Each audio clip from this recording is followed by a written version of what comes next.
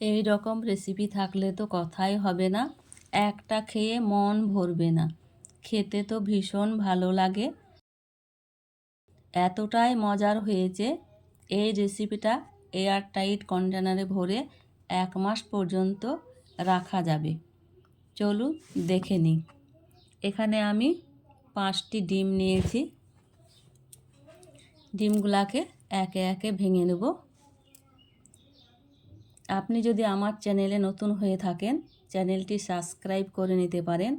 আপনি যদি অলরেডি কাজটি করে থাকেন, আপনাকে অসংখ্য ধন্যবাদ। এখানে স্বাদমতো লবণ, 1 চামচ কালো জিরা, 1 কাপ চিনির গুঁড়ো দিয়ে দিলাম। সব কিছু মিক্স করে নিচ্ছি। এখানে ময়দা দিয়ে দেবো। এখানে কিন্তু ময়দার কোনো পরিমাপ হবে না, ওই ডিমের সঙ্গে যতটা ময়দা লাগবে ততটাই ময়দা দিয়ে একটা শক্ত ডো তৈরি করে নিতে হবে। দেখুন আমি মেখে নিচ্ছি, শুধু ডিম দিয়ে মেখে নেব, এখানে কোনো জল ব্যবহার করা যাবে না। এখানে আমি ময়দা মেখে নিচ্ছি, খুব ভালোভাবে মেখে নিতে হবে। বন্ধুরা লাইক দিয়ে সম্পূর্ণ ভিডিওটি দেখে নেবেন। মেখে নেওয়া হয়ে গেছে, আমি এখানে 2 ভাগ করে নিচ্ছি।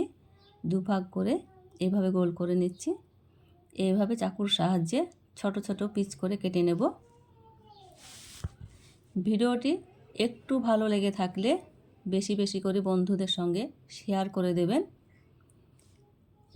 ছোট ডোগুলাকে লেচির মতো করে বেলে নেব। আমার চ্যানেলে নিত্য নতুন রেসিপি পেতে উৎসাহিত করবেন। ছোট ছোট লেচির মতো করে কেটে নিয়েছি। এভাবে একটা চাকুর সাহায্যে এইভাবে কেটে নেব। আলতো হাতে কেটে নিতে হবে। এইভাবে কেটে নেওয়া হয়ে গেছে, দেখুন এইভাবে ভাজিয়ে নেব। 2 পাশকে শক্ত করে এইভাবে জড়িয়ে নেব।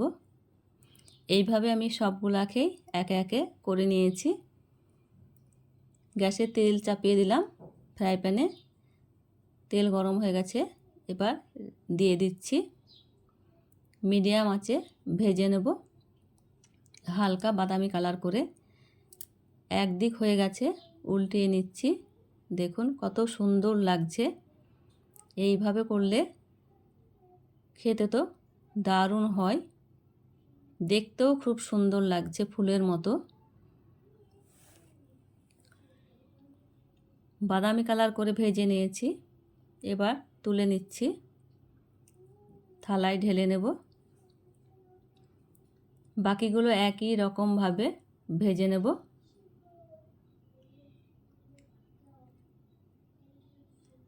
এই সময় গ্যাসের আঁচ মিডিয়াম থাকবে, বাড়ানো যাবে না।